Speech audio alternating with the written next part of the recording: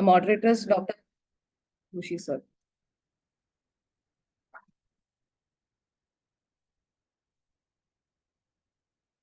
A brief introduction before the article. Summary, demyelinating diseases of CNS include multiple sclerosis, NMOSD, neuro disorder, and MOGAD, myelin oligodendrocyte glycoprotein antibody associated disease.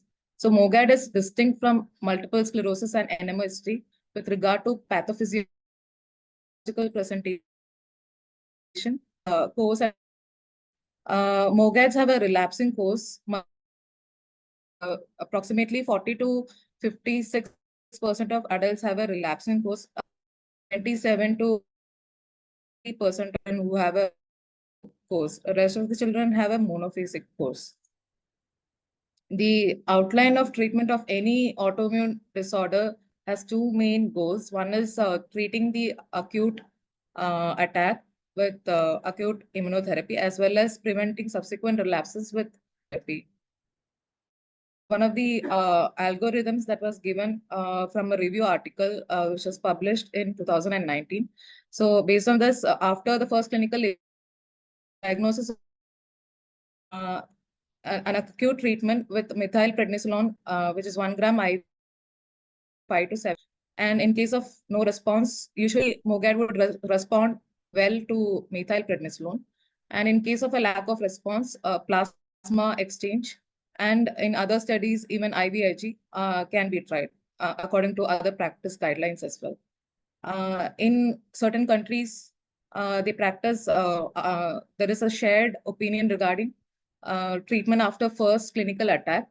That is, after first clinical attack, if the disability is more or there are other risk features with regard to increased risk of relapse, the patient and the physician might take the decision for initiating long-term therapy after the first clinical attack.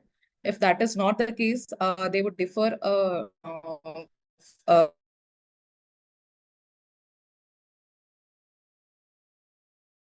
features is followed by oral prednisolone more than 3 months, up until around 6 months, and that is tapered and stopped, followed by close monitoring. In case of a relapse or recurrence, along with oral prednisolone, which is given after the IV methylprednisolone, oral immunosuppressant agents or IV immunoglobulin is preferred for long-term maintenance therapy.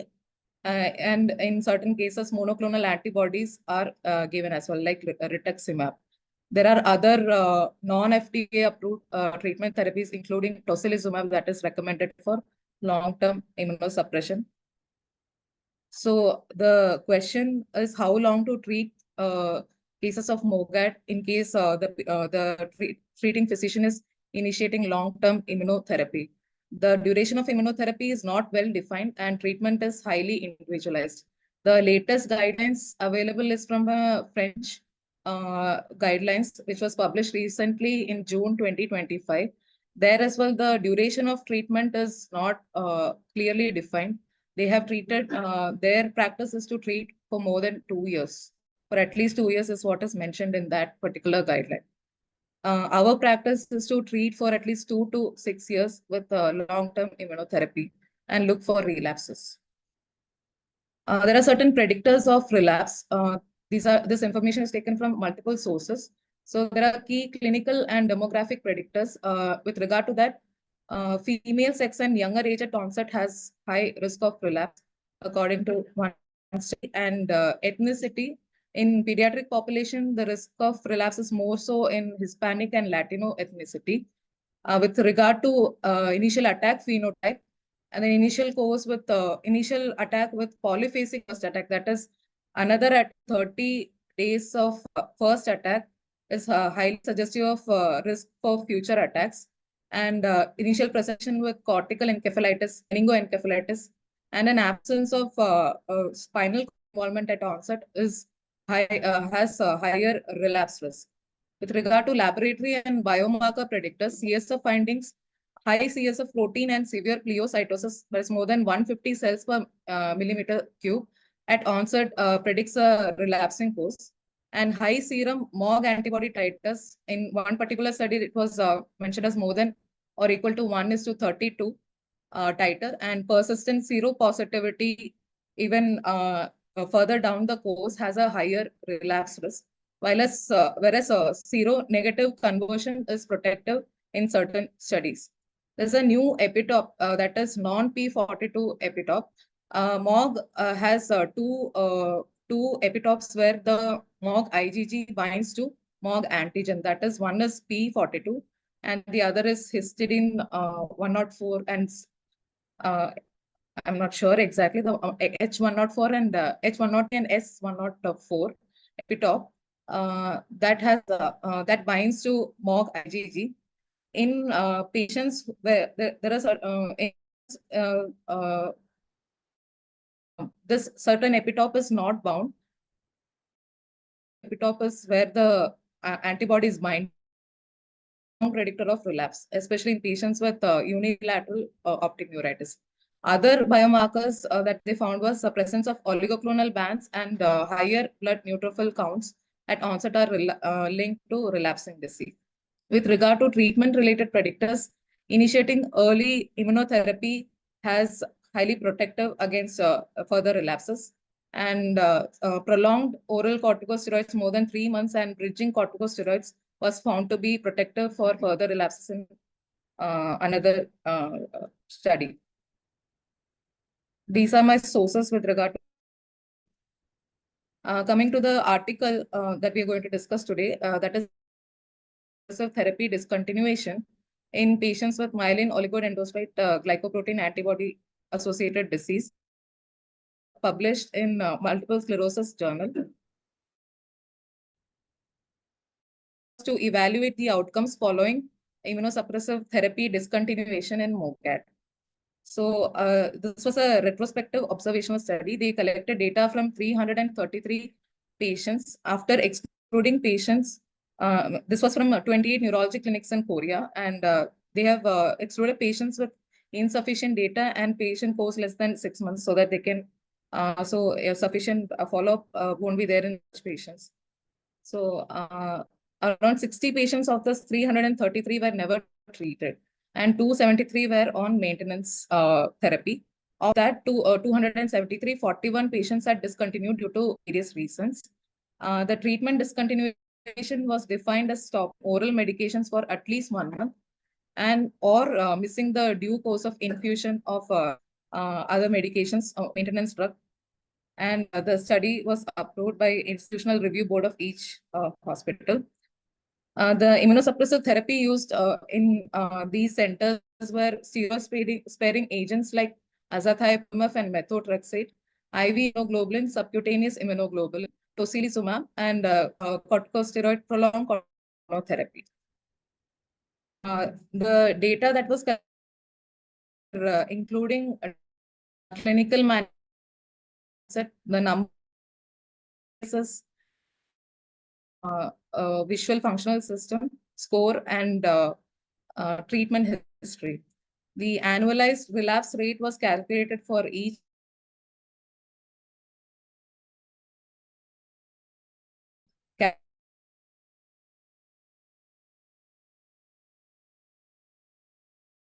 duration out, the total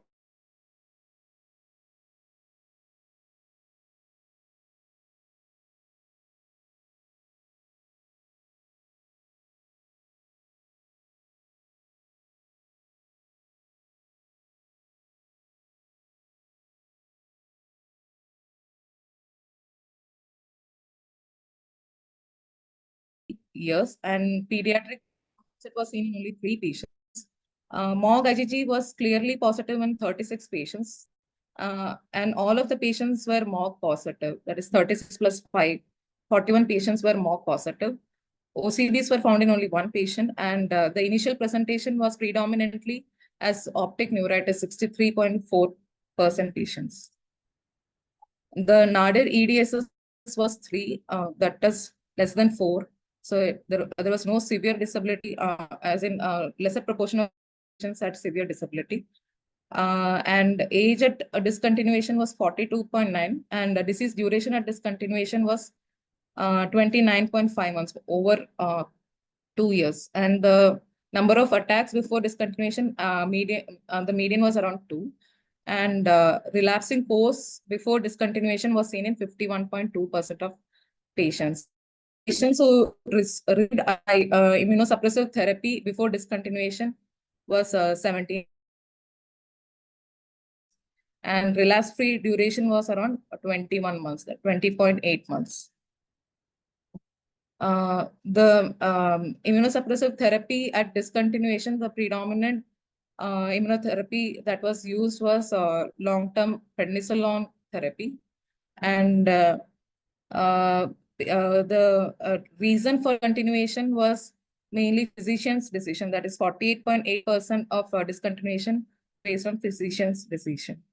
They further divided these groups into initial, based on the before discontinuation, the course of the patient, that is prior monophasic course and relapsing course. Within the relapsing course, they further divided the patients into non-relapse after discontinuation of immunosuppressive therapy, and relapse after discontinuation of therapy. We need to note that the individual numbers in these groups is very low. That is 20 patients in monophasic, and a non-relapse group had 11 patients, and relapse group had 10 patients. So the most of the demographics as well as initiate phenotype was similar in all of the three groups. That is similar. Initial presentation phenotype was optic neuritis in all of these patients.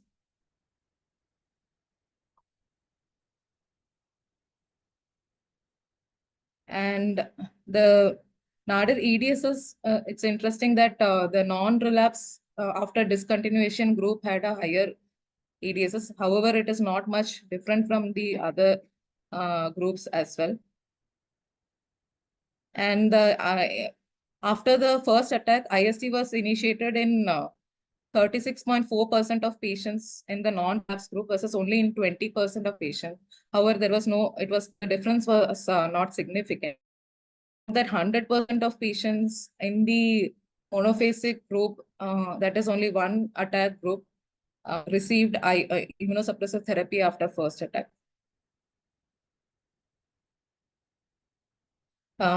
Characteristics with respect to the other patient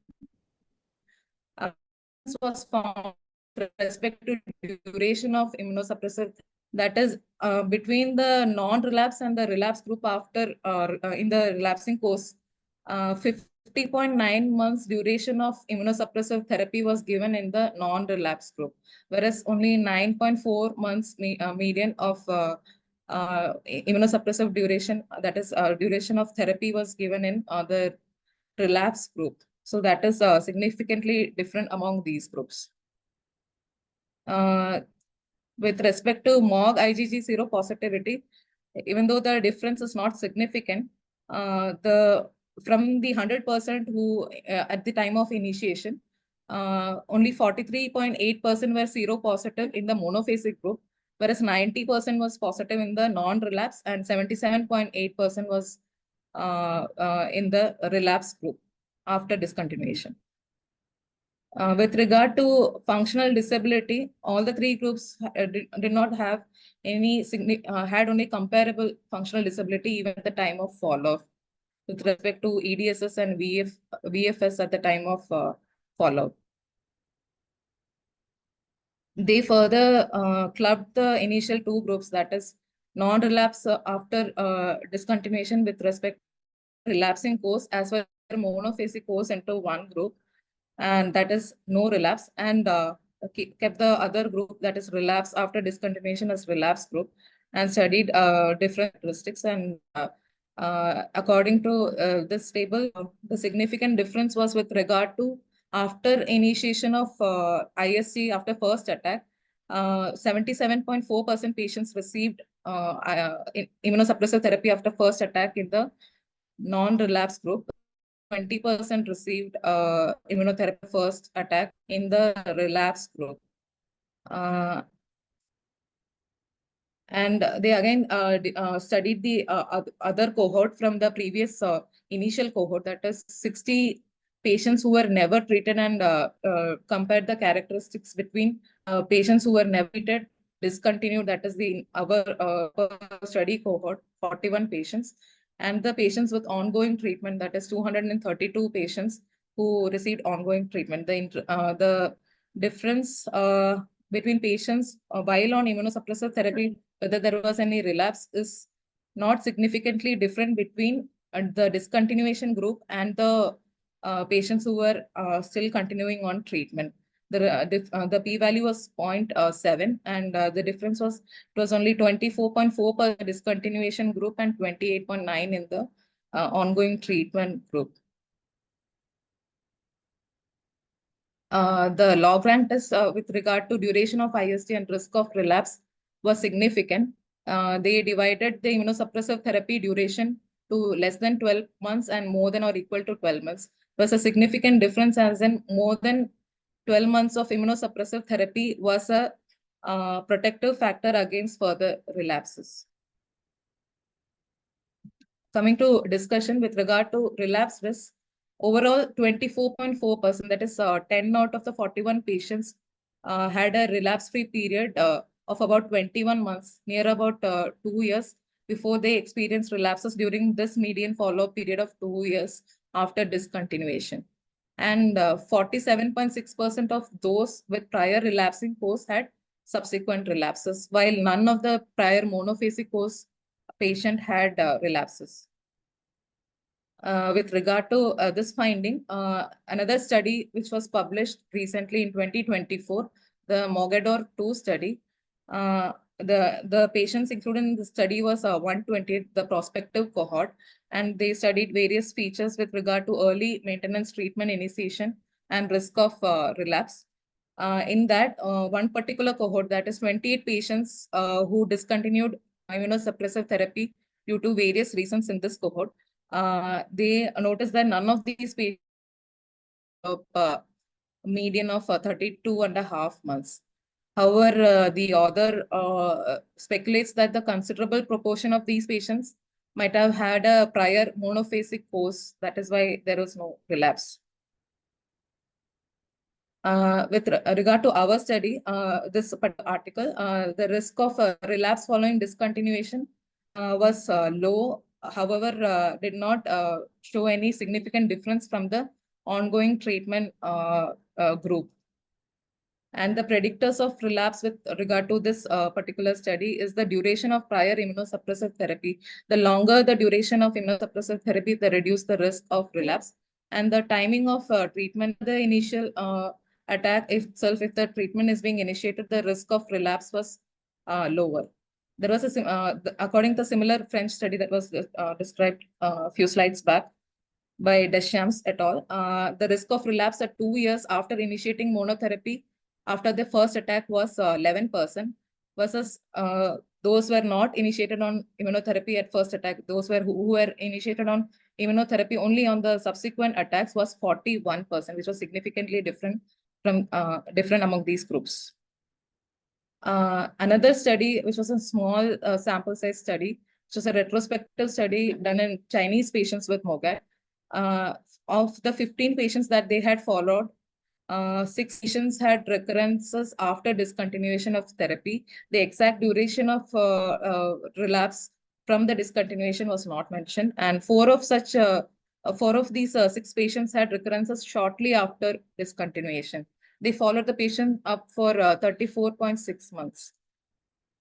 With regard to duration of immunosuppressive therapy, the longer the duration of suppressive therapy, the risk of relapse was lesser, according to this particular study. So among patients with prior relapsing disease, those who remained relapse-free after immunosuppressive therapy had been treated for a median of 4 years, that is 50.6 months, and tended to stop treatment based on their physician's recommendation. Whereas patients who discontinued patients post-discontinuation relapses who had received immunosuppressive therapy for a much shorter period had a median of less than a year, and the decision for discontinuation was mostly based on the higher proportion of patients had stopped the therapy. It was based on patients' decision that the immunotherapy was stopped in this group. With regard to utility of MOG zero status, a higher proportion of monophasic patients showed zero reversion at the time of immunosuppressive discontinuation. That is started as 100%. The initial baseline characteristics showed that 100% of mock zero positivity, of which 43.8 only had zero positivity at the time of discontinuation, whereas it was 90% and 77.8% in the relapse group. However, the difference was not found to be significant. With respect to this study, the utility of MOG IgG zero status as a marker of disease monitoring and treatment planning still remains inconclusive. So overall, what we can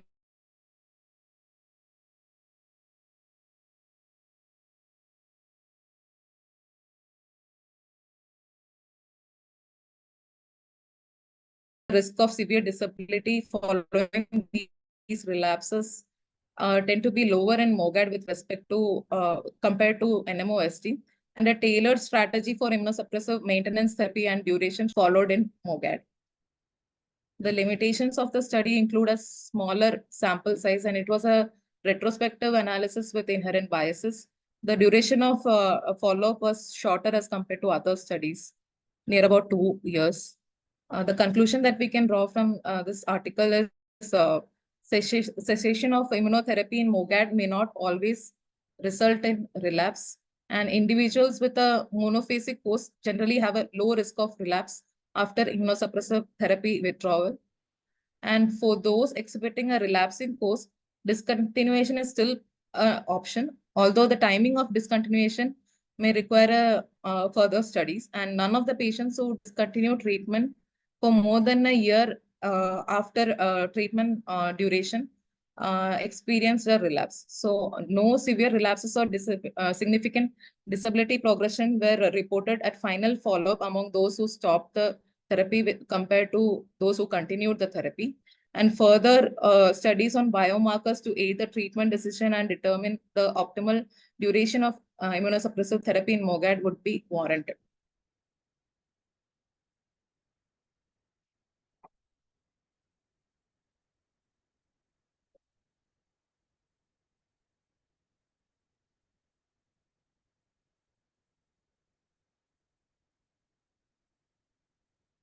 You presented well. Any questions from the audience?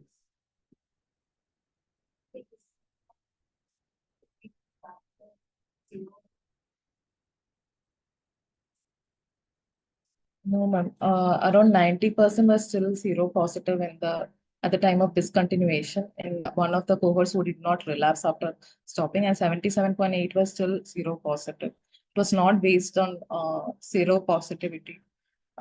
It is mentioned that in the initial group, that is those who did not relapse, it was mostly physician's decision, whereas with respect to the other group who relapsed, it was mostly based on the patient's decision, especially a significant proportion of them were trying to get pregnant, etc.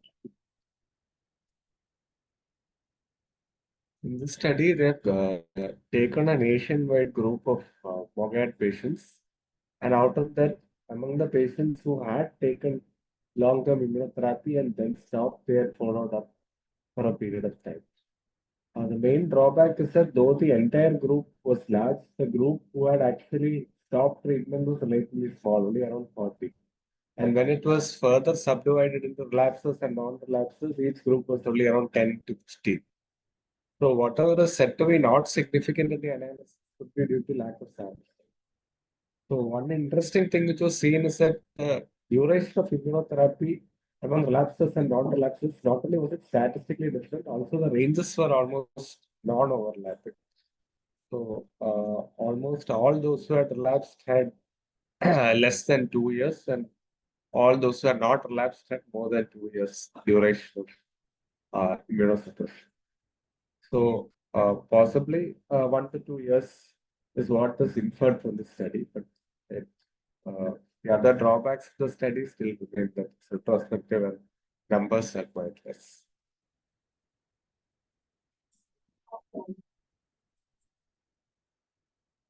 Ideally, design required would be like a nationwide prospective cohort. It is more practical in countries which have centralized hospital networks or a national health service like UK or Norway, Sweden. So, very long-term studies of at least 10 years follow-up like that would be ideal to study the best. So, no other questions, we'll move on to the next topic.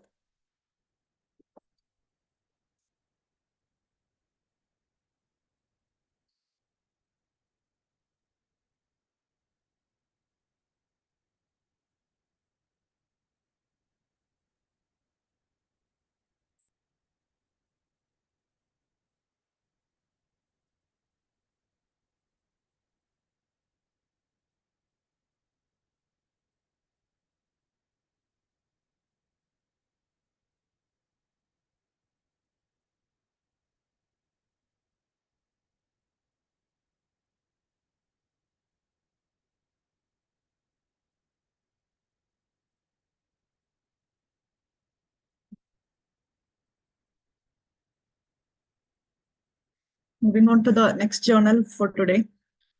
The article is on de-escalating and discontinuing disease-modifying therapies in multiple sclerosis. This was published in the Brain Journal in 2025 January. So we know that the disease-modifying therapies for treatment of multiple sclerosis have evolved over the last 30 years. And the goal has shifted from the goal of reducing relapse rate to achieving a complete control of inflammatory component of the disease over these years. And there were two schools of thoughts regarding initiation of DMTs. Initially, an escalation strategy was advised, that is starting from a low to moderate efficacy therapy, further switching to an higher efficacy therapy in case of relapses. From that school of thought, we have now changed to an induction strategy, that is starting with a high efficacy therapy that results in lesser rate of relapses and disability progression over the years. So the disease-modifying therapies in MS are classified into three categories: platform therapies, high-efficacy therapies, and immune reconstitution therapies. The platform therapies include low to moderate efficacy therapies. That is, the average relapse reduction rate for these therapies as less than 50%. This includes interferon beta, glatiramer acetate, teriflunomide, and dimethyl fumarate. And then comes the high efficacy therapies. That is, the relapse reduction rate is more than 50% for these therapies. That includes anti-CD20 antibodies and the anti-lymphocyte trafficking agents, including natalizumab and sphingosine 1-phosphate receptor modulators.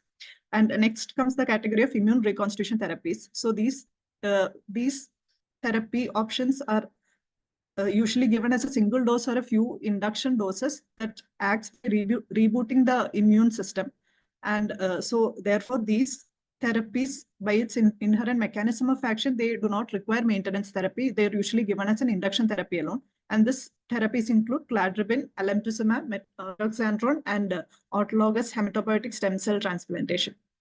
So the current guidelines existing for stopping or de-escalation or stopping disease-modifying therapies, the one guideline that exists is by the American Academy of Neurology, which was published in 2018. So at this point, this starting as an induction strategy was not highly popular. So therefore, de-escalation strategies are not discussed in these guidelines. And the stopping DMTs, they have advised patients with stable MS, that is, patients without any relapses, no disability progression, or stable imaging, should continue their current DMT unless the patient and physician decide a trial of therapy. And in patients with progressive MS, secondary progressive MS without ongoing relapses, that is EDSS 7 or greater for at least 2 years, they can consider discontinuation of DMT. And further, the Canadian MS Working Group has put forward their treatment guidelines in 2020, in which this de-escalation may be considered in patients on chronic immunosuppressant therapy more than 5 years, who have been clinically stable for more than 5 years. Our de-escalation strategy, depending on each drug, has not been described in these guidelines. And in relapsing MS patients more than 60 years who have been clinically stable for a prolonged period for 5 to 10 years, stopping the therapy may be considered. In progressive MS, patients more than 60 years with a prolonged period, that is more than 5 years with no new inflammatory disease activity, discontinuing treatment can be considered. Another review article which has looked into this question of discontinuing disease-modifying therapy, which was published in 2022 in Practical Neurology, they've also looked at another score, that is the Vienna-Innsbruck DMT discontinuation score, that has looked at mainly 3 parameters: the age of the patient, the MRI activity at discontinuation, and duration of stable disease. With this scoring, a patient with a score of 0 to 1 had a 10% risk of disease reactivation, and patients with score of 2 to 3 had a 40% risk of disease reactivation, and patients with 4 to 5 had a 90% risk of disease reactivation. And this article suggests discontinuation may be considered in patients with MS more than 50 years of age and period of at least 5 years of both clinical and radiographic stability. And in patients with progressive MS with age 50 or more, with several years of disability progression independent of relapses in spite of treatment with highly effective therapy, in this patient also discontinuation can be considered. So as of now, there is no internationally accepted consensus on strategies of de-escalation or discontinuation therapy in MS. And the safety of efficacy of DMTs in older MS patients are also not well established, because most of the RCTs do not include patients more than this 55 years of age. And the risk of reactivation or rebound with different DMTs is also, there is conflicting and sparse data regarding this information. And the question of the safety of continuing long-term immunosuppression versus undertreatment of the patient is also doubtful. So with this knowledge gap, the ECTRIMS, that is the European Committee for Treatment and Research in Multiple Sclerosis, organized an annual focused workshop in 2023, and they brought together a panel of international experts to review and discuss the current evidence on de-escalating DMTs in MS. And the aim of the study was to provide evidence-based practical recommendations for management and monitoring of de-escalating DMTs in multiple sclerosis. So de-escalation refers to switch from one DMT to a less potent one. And this also includes decreasing the dose or extending the dosing interval, which can be applicable in some treatment modalities. Discontinuation refers to permanent or temporary DMT withdrawal, for example, around pregnancy. And other discontinuation strategies, that is unscheduled discontinuation due to intolerability or serious side effects, does not belong to de-escalation strategies and is not discussed in this article. And with regard to the immune reconstitution therapies, the mechanism of action such as to induce prolonged remission without additional DMT or with less potent maintenance therapy. And so this is also not discussed much in this article. So what is the rationale for de-escalation? As the age progresses, there are two mechanisms that act, that is immunosenescence and inflammaging. So immunosenescence refers to gradual decline in immune function. And this is brought about by quantitative or qualitative changes in T cells, B cells, and antibodies. And as a result of this immunosenescence, there is increased incidence of cancer and infections and reduced response to vaccination.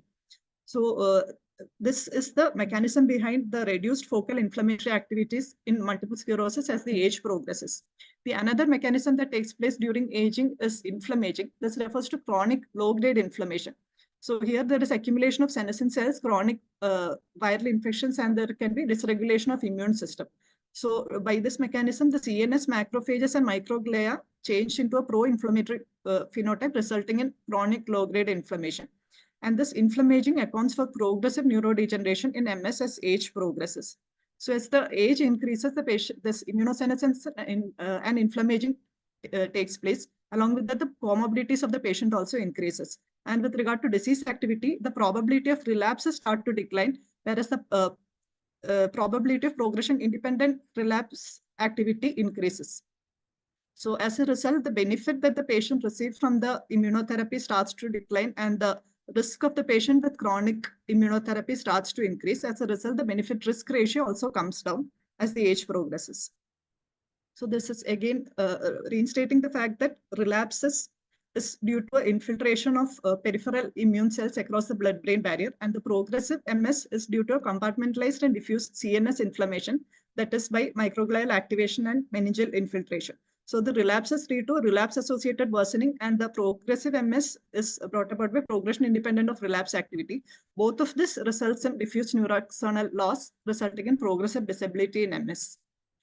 So with regard to efficacy issues with DMTs as the age progresses, there is limited evidence regarding this data. A meta-analysis of 30 clinical trials with relapsing remitting secondary progressive and primary progressive MS showed that there is loss of efficacy of DMTs on disability progression after the age of 53 years. And another study showed that there is no significant difference between high efficacy and low to moderate efficacy drugs as the patient's age increases more than 40 years. So in RRMS, the early initiation of DMTs has been shown to delay conversion to secondary progressive phase. However, once the patient starts the secondary progressive phase, the effectiveness of this DMTs, including the high efficacy therapies, is not well established.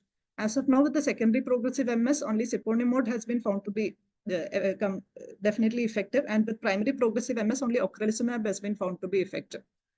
With regard to safety issues of chronic immunosuppressive therapy, therapies like the high efficacy therapies like alemtuzumab, hematopoietic stem cell transplantation, and IV anti-CD20 agents are associated with an increased frequency of serious infections. And with regard to risk of infection in rituximab, this has been found to correlate with the age, the level of disability, the presence of obesity, lymphopenia, hypogammaglobulinemia, and the treatment duration of the patient. So we assess the risk-benefit ratio of the patient. So the main risks involved are the risk of infections that is affected by the age, the treatment duration, advanced disability, and the presence of comorbidities. And with specific therapies like anti-CD20, DMF, and cladribine, the presence of lymphopenia, hypogammaglobulinemia, and in case of natalizumab, the JC virus status also can affect the risk of infections. And as the age progresses with this disease-modifying therapy, there is also a waning vaccine response for these patients. And there is also risk of increased incidence of malignancies in these patients, especially with sphingosine 1-phosphate receptor modulators and anti-CD20 and alemtuzumab. And other factors which affect the decision on discontinuation of therapy include patient willingness. That is, as the age progresses, the wariness of the patient increases, resulting in compliance issues. And most of the studies were done regarding patient willingness were with interferon beta and with glatiramer acetate. And so in these therapies, there is already a lesser quality of life due to infusion reaction, and therefore the patient willingness as the age progress also came down. And there is also concern with economic and regulatory considerations, that is the cost, whether the cost of DMT is more or the cost of hospitalization and work incapacity is more, has to be considered.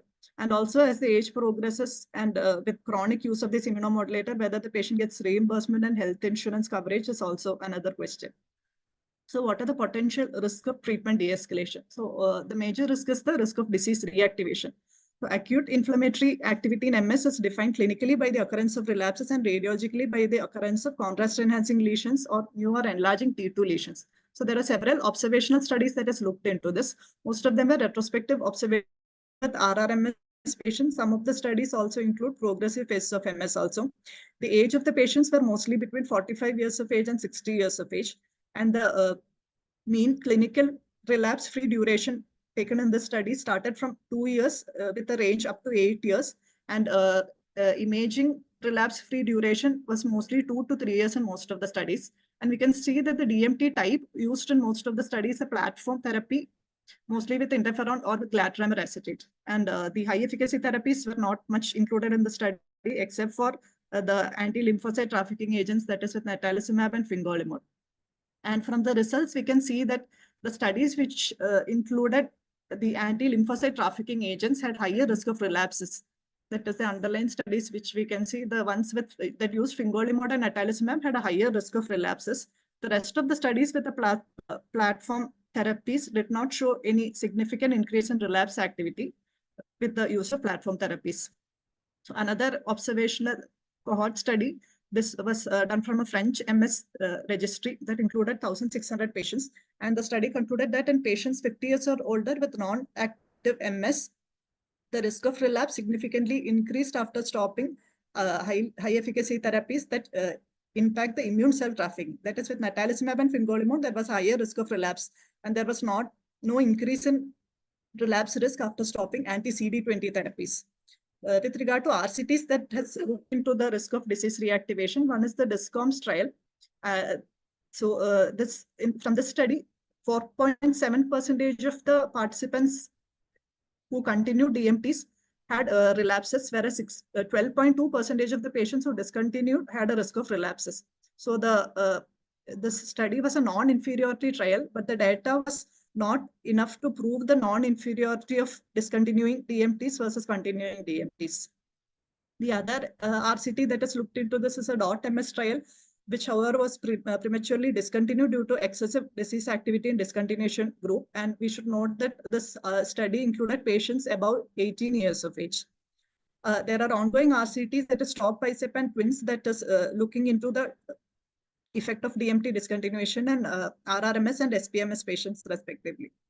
So the next risk of stopping DMTs is the risk of rebound. So rebound refers to increase in disease activity compared to the pre-treatment level after DMT discontinuation in terms of annualized relapse rate and or the MRA activity. And the risk of rebound is only reported with anti-lymphocyte trafficking DMTs, that is with natalizumab and fingolimod. The possible mechanism proposed include the rapid re-entry of lymphocytes into CNS, resulting in relapses. So the risk factors for disease reactivation or rebound include younger age, high disease activity before treatment initiation, shorter treatment duration, and longer washout before DMT reintroduction, that is more than 2 months.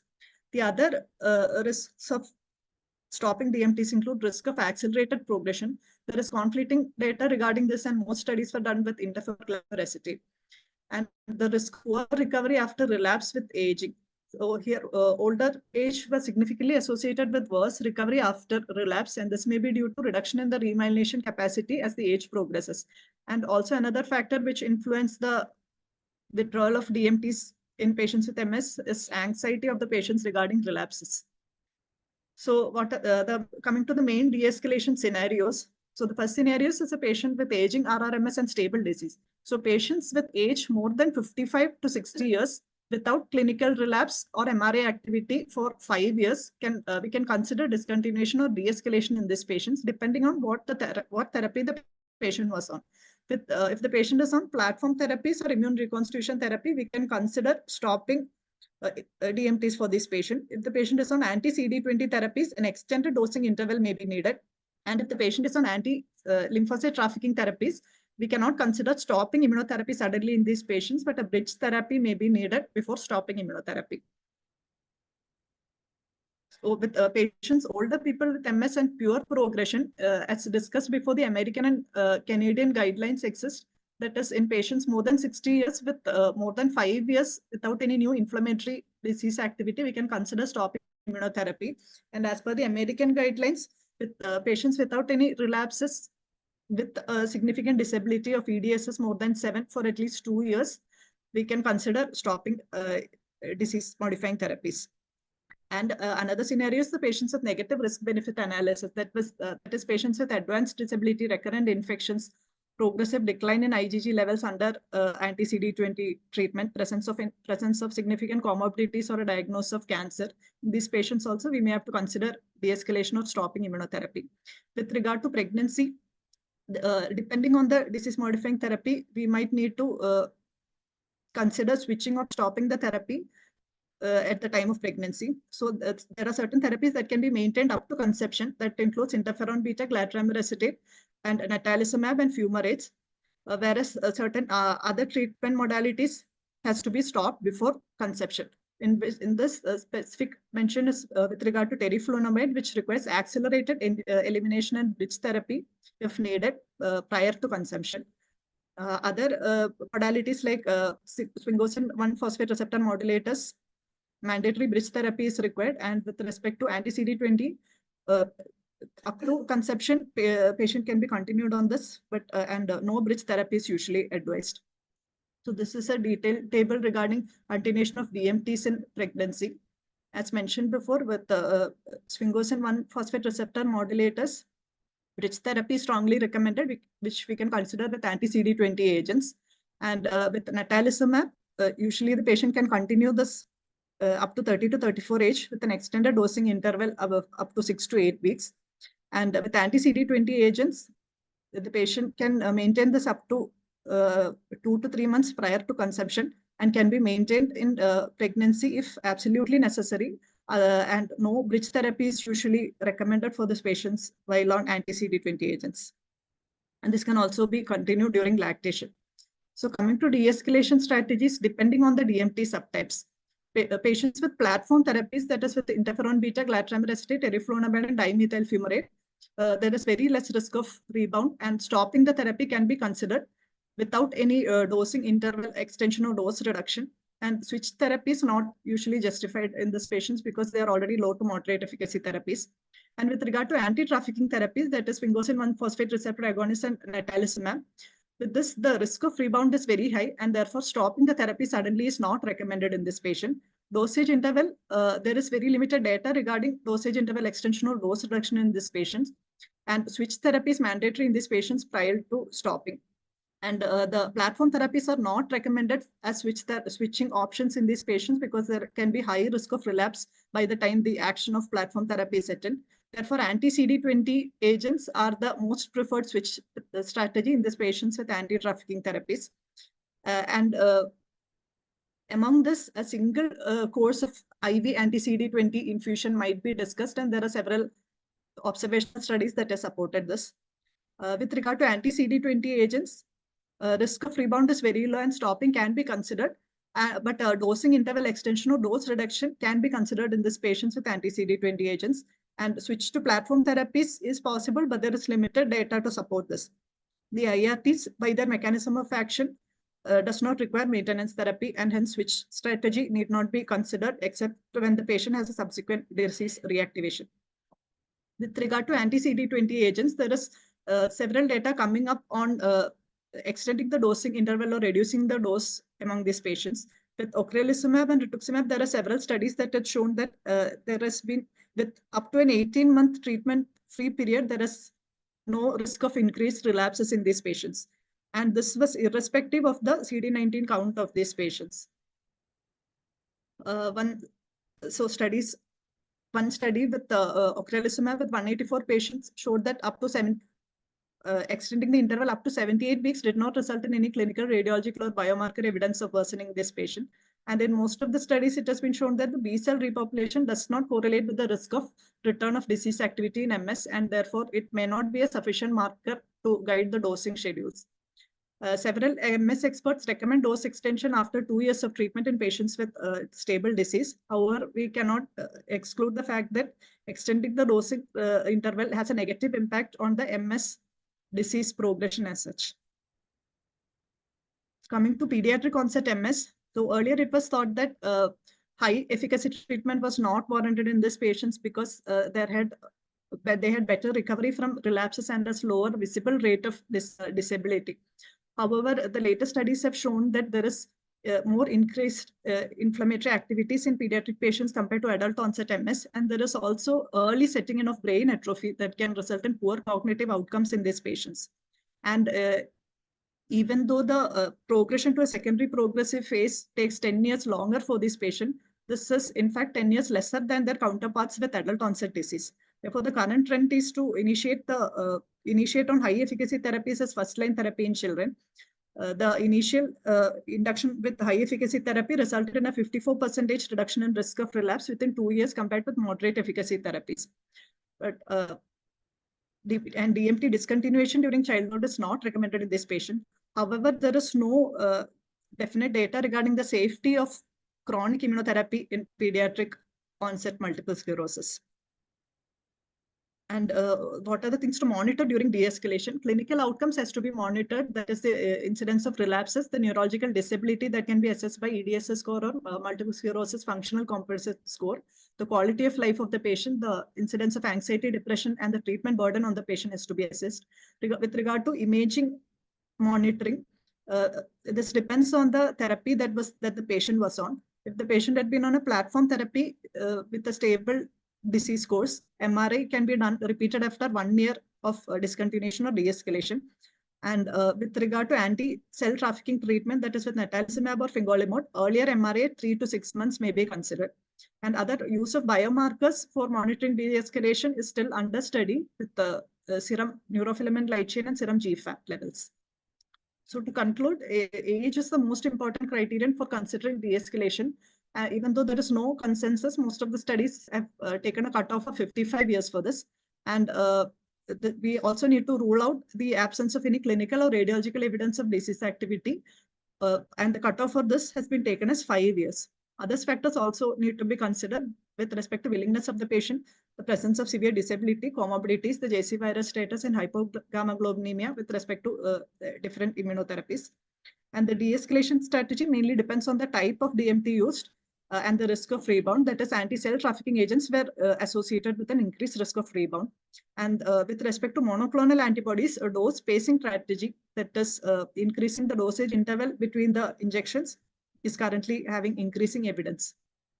So the study is a multinational expert consensus with inputs from a wide panel of global MS specialists, and they've looked at they've done a comprehensive review looking at clinical data, meta-analysis, real-world registries, and expert opinions. And they've provided drug-specific strategies and practical algorithms based on the risk profiles. However, this is a narrative review, and there is no formal grading of the evidence. And there is, since most of the studies are with observational data, there is a heavy reliance on observational data.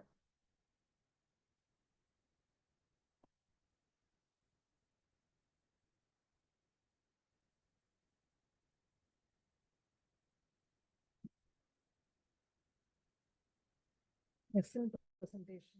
Article has very nicely covered the de-escalation strategies as well as the data we have at this point for de-escalating an MS. Are there any doubts?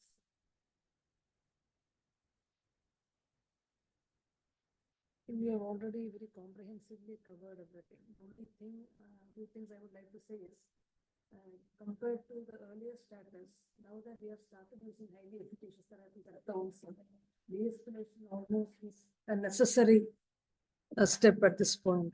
We know that even if we use interferons or glatiramer for 30 years, there is no increased risk of most of the side effects like infectious or cancer risk or anything.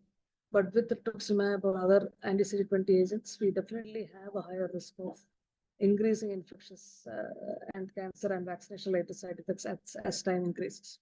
So now at this point, there is no, I don't think that de-escalation is an option. Over time, we have to have different guidelines on how to de-escalate the patient. And like this article has covered, de-escalation will depend upon this therapy you're using, particularly for nivolumab and natalizumab. It is not okay to take the patient off the medicine and then go away. It is very important that you substitute with a higher and a fast-acting agent immediately. It is not even okay to convert to DMO for interferon. You have to move on to anti-CD20 agents. There's a sufficient action of this fast enough. And finally, we do not really know what happens to progression once you take out like immunotherapy. We do know that relapse comes down. But we don't know whether taking off immunotherapy will eventually result in increased rate of progression. That anyway, we'll have to get that also from. We're telling there are studies ongoing with biomarkers. Anything else to be added?